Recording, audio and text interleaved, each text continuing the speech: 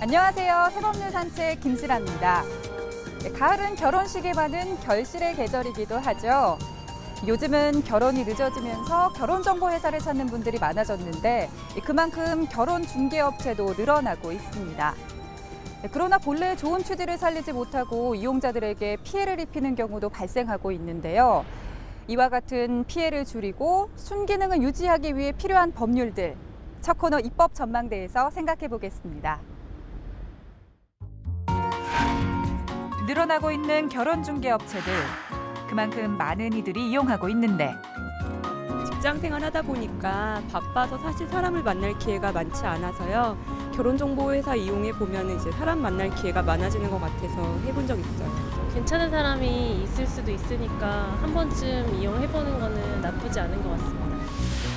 하지만 결혼 중개 업체를 이용하다 피해를 본 이들도 있는데 출근을 하고 집에 오니까는 짐 싸고 나가고 없습니다. 사람을 참 못 믿겠어요, 이제는. 그리고 저희 부모님한테 더 죄송해요, 이제. 외연을 넓혀가고 있는 결혼 중개 업체들. 이들 업체들이 순기능을 해나가기 위해 필요한 법안에 대해 살펴봅니다.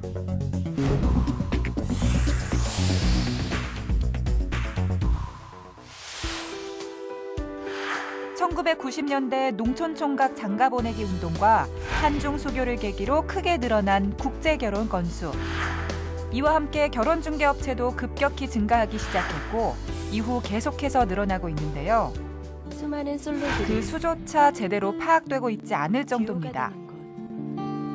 그런데 늘어나고 있는 수만큼이나 피해도 함께 늘어나고 있는데요. 한국소비자원의 조사에 따르면 올해 1월부터 8월까지 접수된 국내 결혼중개업 관련 소비자 피해 접수 건수는 203건으로 지난해 대비 48.2%나 증가했습니다.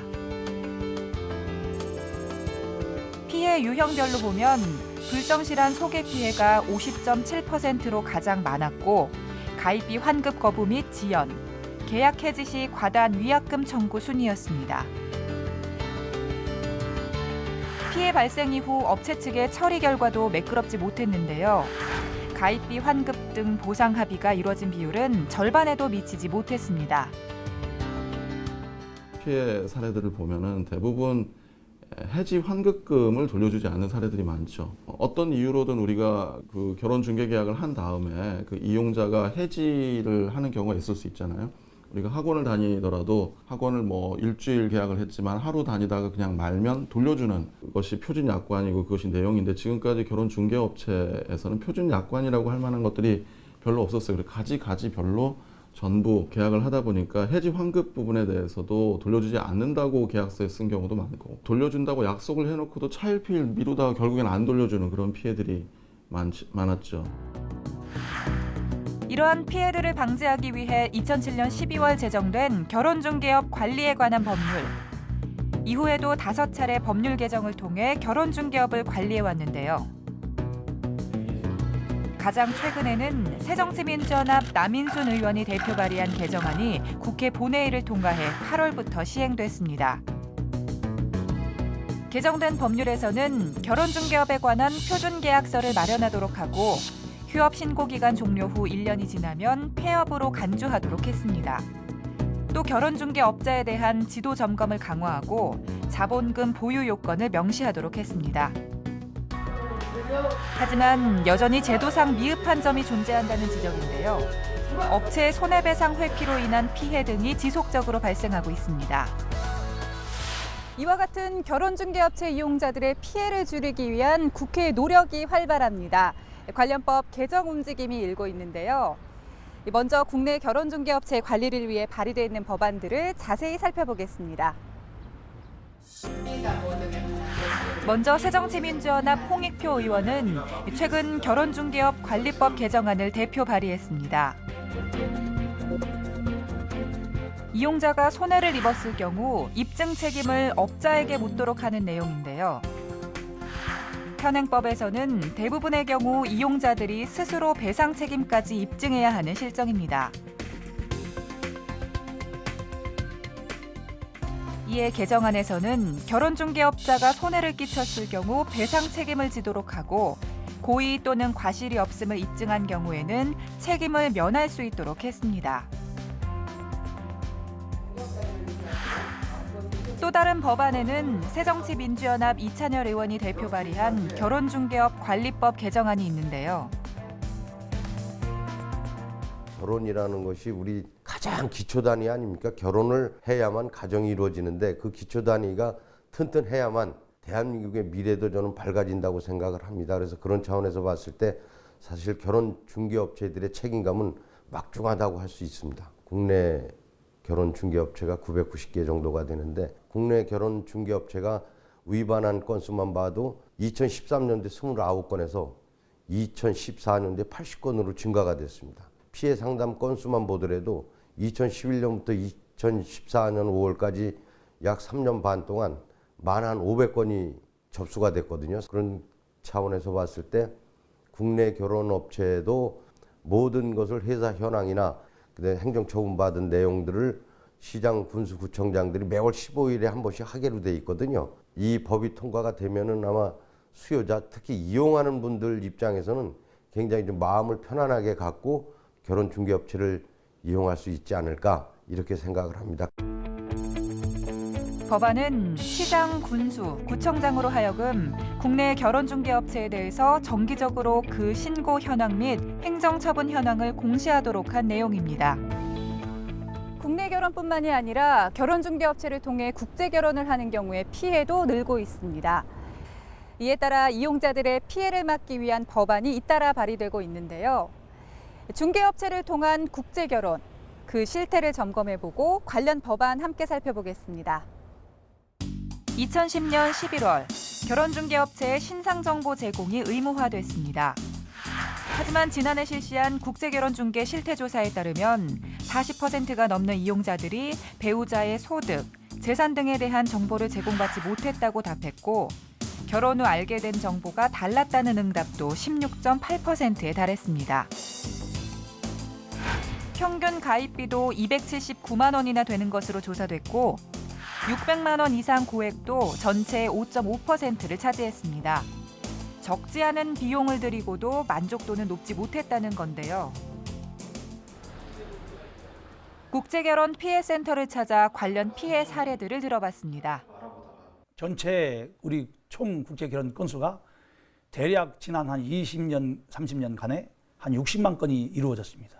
그런데 지금 남아있는 가정은 30만 가정 정도 되고 저희 국제결혼 피해센터에 이 피해가 접수된 것은 한 1만여 건 됩니다. 지난 10년간. 피해가 가장 많은 종류는 그 외국인 여성들이 한국에 와서 오자마자 도망을 가거나 한국에 입국한 여성들이 상당수가 적당한 시간을 벌어서 그 F6-1이라는 그 비자가 어느 날 문득 한국에 입국하자마자 노동의 비자로 바뀝니다. 그러면 그 여성들은 그 비자를 악용을 해서 가정을 생활을 하는 것이 아니고 돈을 버는 것이죠. 그리고 외국인 여성들 같은 경우는 우리 한국 남성들이 문제가 좀 있는 남성들이 더러 있습니다. 술을 먹고 어떤 행패를 부린다거나 사회성 결여라든가 성격이 장애가 있는 분들, 이런 분들이 그 적절한 심사에 통과를 못하고 그 국제결혼 하시는 분들이 많아서 외국인 여성들의 피해도 많이 있습니다. 결혼중개업체를 통해 지난 2013년 베트남 여성과 국제결혼한 박병식 씨. 제가 이제 뭐 늦은 나이에 한국에서는 인연이 없어가지고 국제결혼을 한번 생각해볼까 하다가 가서 계약을 했습니다. 계약을 해가지고는 그때 선을 봤습니다. 얘가 왔더라고요. 선볼 대드리겠습니다. 나이 차가 이렇게 많이 나고 그런데 할 수 있냐. 자기가 그래요. 자기는 내가 아파가지고 병상에 누워있으면 자기가요. 벌어서 먹이 살린다고 그렇게까지 얘기를 하더라고요. 생각을 해보고는 좋다. 결혼했습니다. 그래가지고는 한국을 왔는데 작년 5월 22일 날 이거 달랑 한 장 써놓고 가버렸습니다. 결혼 후 한국에서 생활한 지 6개월 만에 가출한 아내. 계약금을 900만 원이나 지불했지만 당시 상대에 대한 신상 정보도 제공받지 못했다고 하는데요. 그래가지고 제가 이제 그때 당시에는 잠이 안 오더라고요. 이제 출근해야 되는데 비몽사몽 1시간 자서 출근하고 안저기다 출근하고 한 달 가까이 이렇게 하면 안 되겠더라고요. 그래서 수면 유제들을 먹었어요. 그래서 잠이 안 오더라고요. 사람 죽겠더라고. 솔직히 나가버리면 있다가 없으니까는. 그래가지고 제가 이제 어떻게 할 건가 하다가 처음에는 신청을 했어요. 혼자 한번 무효 신청하다가 얘가 돌아올 줄 모르니까 그래도 내가 한국에 왔으니까 데리고 왔으니까 한번 오면 들어오면 살아보겠다고 무효 쓰는 거 법원에 취소 한번 했습니다. 그냥 한 2달 기다렸습니다. 그래갖고 안 올 것 같다. 그래가지고는 1심에서 그냥 판사님이 그래도 무효 판결을 내려주더라고요. 피해가 지속되고 있는 것은 법률을 악용하는 업체들이 있기 때문인데요. 2010년, 2012년 개인 신상 정보가 그동안은 없었던 것을 2년에 걸쳐서 만들었습니다. 여성의 건강, 또 남성의 건강, 남성의 범죄 경력, 여성의 범죄 경력, 그리고 여성의 혼인 상황 확인서, 그 밖에 여성의 직업. 그런데 문제는 결혼법이 강화가 되니까 중개업자들도 똑같이 그 수법이 같이 변화가 됩니다. 그러다 보니까 아무리 법을 강화해도 이 사람들은 그 법을 빠져나갈 수 있는 그런 것을 또 개척을 하는 것이죠. 가짜 신상 정보를 만들어 온다거나 그리고 동의서 한 장에 사인만 받는 것으로서 신상 정보를 제공했다고 하고 있습니다. 그러다 보니까 피해자들은 그 억울함을 어떻게 해소할 길이 없지요. 이와 같은 피해를 줄이기 위해 관련법 개정안이 발의됐습니다. 새누리당 박대출 의원이 대표 발의한 결혼중개업 관리법 개정안인데요. 상대방에 대한 신상정보 제공 등 국제결혼 중개업의 업무에 관한 사항에 대하여 지도 점검을 실시하도록 하는 내용입니다. 또 다른 법안은 새누리당 이자스민 의원이 대표 발의한 결혼중개업 관리법 개정안인데요. 법안에서는 국제결혼 중개업자로 하여금 국제결혼 이용자와 상대방에게 제공한 신상정보를 관할 시장, 군수, 구청장에게 제출하도록 하고 시장, 군수, 구청장은 상대방이 신상정보 열람이나 사본 교부 등 내용 확인을 요구할 경우 따르도록 했습니다. 또한 신상정보를 미제출한 업자에게는 등록 취소 및 영업정지를 명할 수 있도록 하고 있습니다. 그 밖에 피해를 줄이는 방안은 무엇이 있을까? 결혼중개업을 상업적으로 영위하는 것 자체를 재검토하자는 의견도 존재하는데요. 사실 우리나라 결혼중개업법은 결혼중개업을 합법으로 하고 있습니다만 실제 필리핀이나 중국, 베트남, 캄보디아 같은 경우는 결혼중개업을 영리로 영위하는 것은 전부 불법이에요. 그래서 이제 우리나라에서 합법인 결혼중개업 행위가 그 나라에 가서 할 경우에는 그 나라 현지 법령, 형사법령이나 행정법령으로 처벌될 수가 있다는 거죠. 근데 아이러니컬한 것이 지금 우리나라 결혼중개업법에 보면은 현지 법령 준수 조항이 있어요. 이것을 위반하게 되면 또 영업정지나 등록 취소를 하도록 돼 있단 말이에요. 그래서 이런 부분을 근본적으로 해결하려면 그 나라와 국제사법 공조를 해서 이 부분을 해결을 하든지 아니면은 대만도 저희와 같이 영리의 결혼중개업과 관련한 그 입법 태도를 취하다가 하도 폐해가 많아서 비영리 사단법인이나 재단법인이 보수를 받지 않고 결혼중개업을 영위하도록 그렇게 법 태도를 완전히 바꿨습니다. 2007년 무렵에. 그래서 관련한 그 서비스를 공익법인화하는 방향에 대해서도 심도 깊게 논의돼야 된다고 생각합니다. 평생의 짝을 대신 찾아준다는 결혼중개업 본연의 취지. 그 순기능이 극대화될 수 있도록 관련 법률이 지속적으로 보완돼야 할 것입니다. 국제 결혼이든 국내 결혼이든 결혼은 다 똑같은 거 아닙니까? 그런데 이 결혼을 성사시키고 또 가장 우리 국가의 기초단위 가정을 형성시키기 위해서는 현재에 있는 중개업체들이 좀 책임감을 갖고 할 수 있도록 법과 제도를 정비해야 된다고 생각을 합니다. 그래야만 우리 결혼 정년기에 있는 분들이 또 결혼을 하고자 하는 분들이 모든 정보를 상세하게 정확한 정보를 공유를 한 상태에서 결혼이 이루어져야 저는 또 행복한 가정도 이루어질 수 있다고 생각을 하고 있습니다. 예로부터 인생에 있어 가장 큰 일 중 하나라 여겨 일륜지 대사라 불렸던 결혼. 세태가 바뀌고 이제 결혼도 산업의 한 영역에 포함이 됐습니다. 하지만 그 중요성만큼이나 상업성에 앞서 한 사람의 인생을 바꿀 수도 있다는 것을 관계자들은 항상 기억하고 결혼중개업체들은 법률로서 철저히 관리돼야 할 것입니다. 이를 위해 현재 발의돼 있는 결혼중개업 관련 법안들의 빠른 결실을 기대해 봅니다.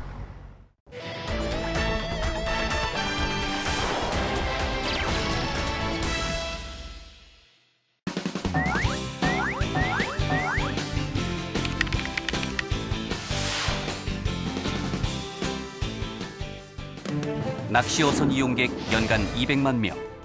최근 4년간 관련 사고만 약 300건. 얼마 전 추자도 해상에서 낚시어선 돌고래호가 전복돼 15명의 사망자가 발생하기도 했습니다. 이번 사고의 경우 승선원 명부가 정확하게 작성되지 않아 실종자 수색에 어려움을 겪기도 했는데요.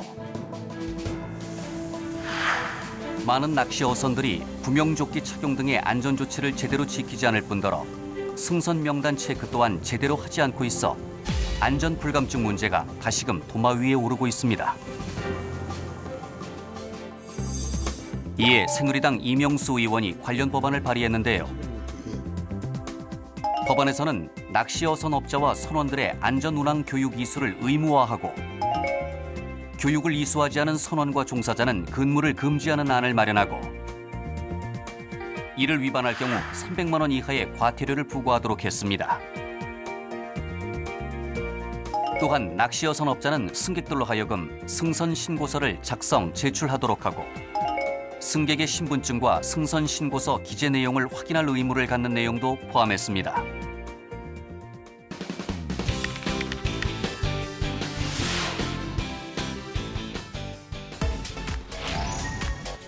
하반기 공채 시즌을 맞이해서 기업들의 신입사원 모집이 한창인데요. 하지만 일부 기업들이 입사 지원서에 개인의 업무 능력과 상관없는 지원자 가족의 학력이나 재산 사항 등의 기재를 요구하고 있어 인권 침해의 소지가 있다는 지적이 나오고 있습니다. 대기업 이력서를 넣을 때는 연소득이랑 전세인지 자가인지 그런 것도 적는 게 있었고 가족사항 같은 게 그런 걸 쓰면은 나중에 제가 이렇게 취업하게 될 때 아무리 안 본다 해도 선입견이 생길 것 같아서 꼭 취업에 필요한 자료들만 적을 수 있는 그런 이력서가 좀 많이 생겼으면 좋겠어요. 지난 2003년 국가인권위원회가 입사 지원서 기재 항목에서 신체 사항과 가족의 이름, 수입 등 36개 항목을 제외할 것을 권고했지만 강제성이 없어 제대로 지켜지지 않고 있는데요. 이에 새정치민주연합 박병석 의원이 관련 법안을 발의했습니다.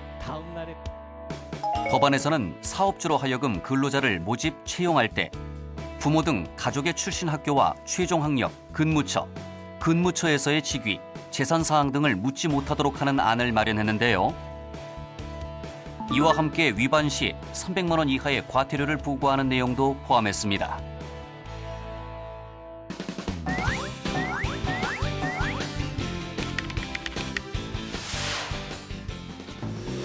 (1년에 2번) 자동차를 보유한 사람이라면 누구나 납부해야 하는 자동차세. 우리나라는 지난 1961년 이후 50년 가까이 자동차 배기량에 따라 자동차세를 부과하고 있는데요. 과거에는 배기량이 큰 차량이 성능이 좋고 고가일 가능성이 높았지만 최근에는 자동차 기술의 발달로 배기량은 낮지만 엔진 성능이 우수하고 비싼 차량이 늘어나고 있습니다.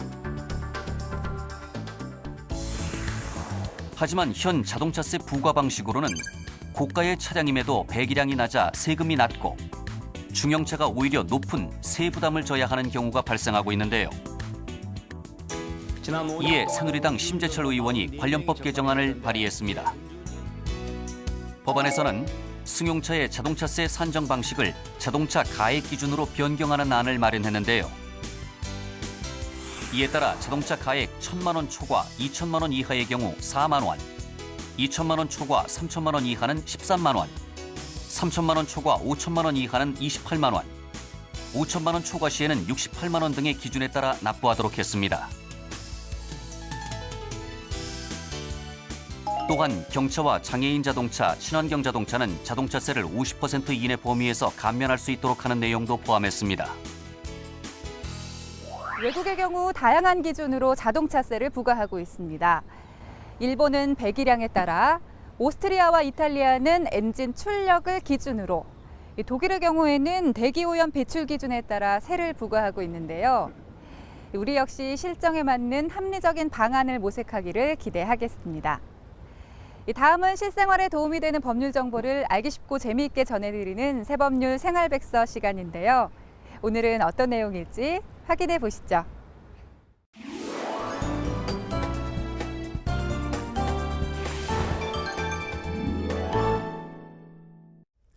안녕하세요. 새법률 생활백서 임유영입니다. 이 선선한 가을은 운동하기에도 참 좋은 계절인데요. 무더웠던 여름 동안 떨어진 체력과 기력을 되찾을 좋은 기회입니다.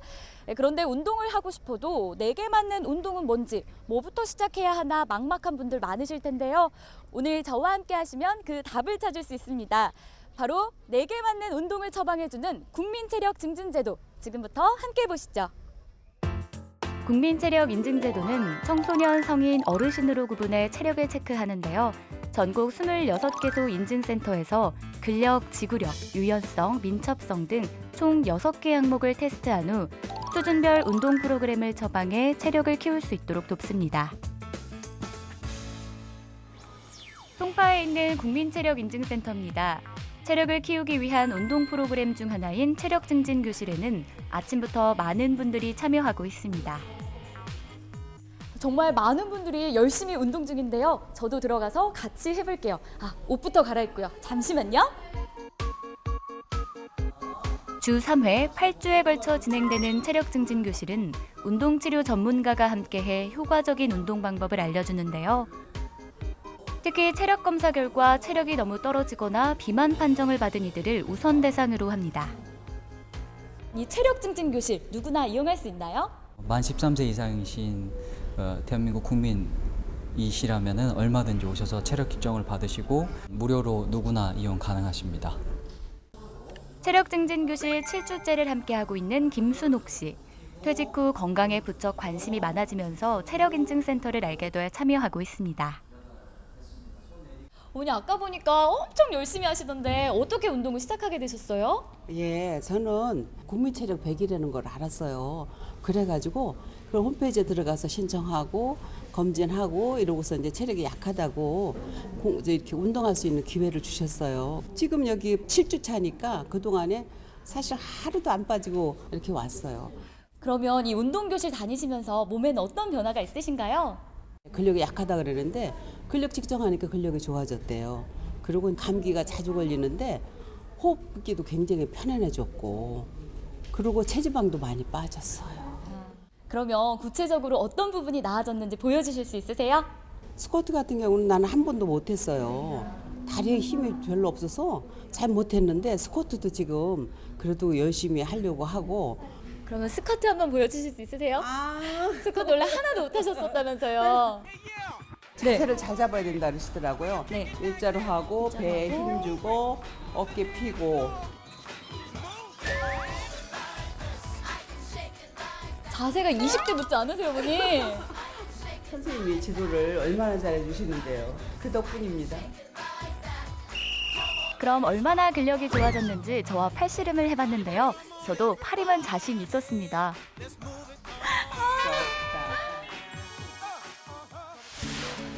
이 같은 놀라운 변화는 바로 국민체력인증제도 덕분인데요.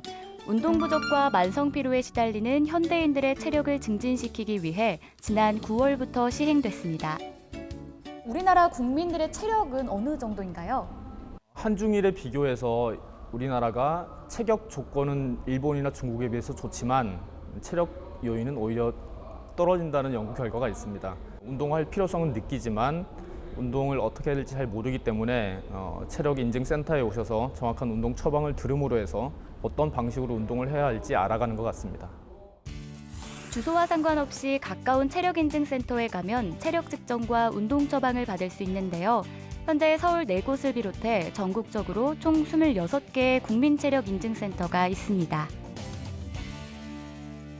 네, 이곳은 바로 체력 점검을 받기 위한 첫 번째 단계 체력 인증이 이뤄지는 곳인데요. 저의 체력은 어떤지 바로 확인해 볼게요. 이곳 송파 국민체력인증센터에는 매일 30명가량의 시민들이 체력 검사를 받기 위해 찾고 있는데요. 저도 받아봤습니다. 그러면 제가 오늘 해야 되는 체력 측정의 내용은 어떤 것들이 있나요? 오늘 하시게 될 체력 측정은 근력과 근지구력, 민첩성, 순발력, 심폐지구력, 유연성에 관련된 6가지 측정을 하시게 될 겁니다. 이쪽으로 가시죠. 가장 먼저 근력을 측정하는 악력 테스트부터 받아봤습니다. 5초 동안 악력기를 꽉 잡으면 되는데요. 준비 시작! 24.9로 높게 나왔습니다. 시작! 다음은 근지구력을 측정하는 교차 윗몸 일으키기입니다. 1분 동안 실시한 횟수를 세는데요. 몇 번 했나요? 이외에도 유연성을 테스트하는 윗몸 앞으로 굽히기를 비롯해 협응력, 순발력, 민첩성, 심폐지구력 등을 검사합니다. 체력 검진을 했는데 결과가 궁금해요. 어떻게 나왔나요? 측정 결과를 좀 먼저 말씀드릴게요. 여기 있는 파란색 막대의 길이가 길면 길수록 좋습니다. 근력 수준은 아까 악력계를 꽉 주셨던 건데 굉장히 높게 나오셨어요. 힘이 좋다는 거죠.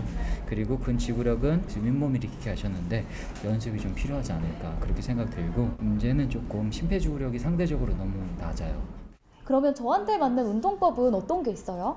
유산소 운동이 기본이 되는 운동 형태가 가장 중요하기 때문에 자전거나 수영, 달리기, 크로스컨트리, 에어로빅 등등이 좀 요 체력적 능력, 심폐지구력을 높이는 데 도움이 되실 것 같아요. 이처럼 체력 인증제의 가장 큰 장점은 체력 측정에 그치지 않고 개개인에 맞는 운동 처방을 내려준다는 점인데요. 시민들의 호응도 높습니다. 오늘 체력 검진 받아보셨는데 결과는 어떻게 나오셨나요? 저는 이제 좀 허리가 안 좋아서 허리 수술했는데 그 허리에 대한 이제 운동 방법, 근육을 많이 추천해 주셨어요. 너무 좋았어요. 100세까지 화이팅! 또한 체력평가 기준에 따라 1등급에서 3등급까지 체력 인증서를 발급하는데요. 평가 기준 상위 30%면 1등급을 받을 수 있습니다.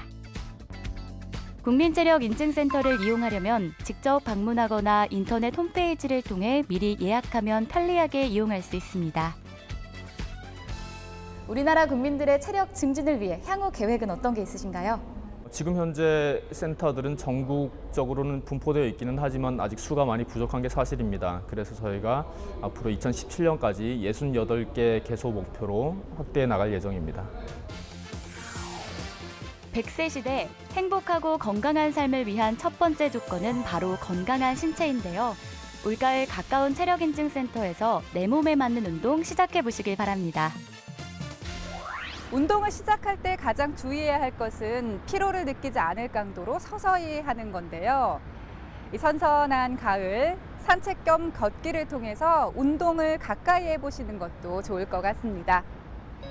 셈없는 산책 오늘 준비한 내용은 여기까지입니다. 저희는 다음 주에도 알찬 법률 내용을 가지고 찾아오겠습니다. 함께해 주신 여러분 고맙습니다. Some sales and my boss won't be happy, but I can't stop listening to the sound of two soft voices blended in perfection from the reels of this record that I found.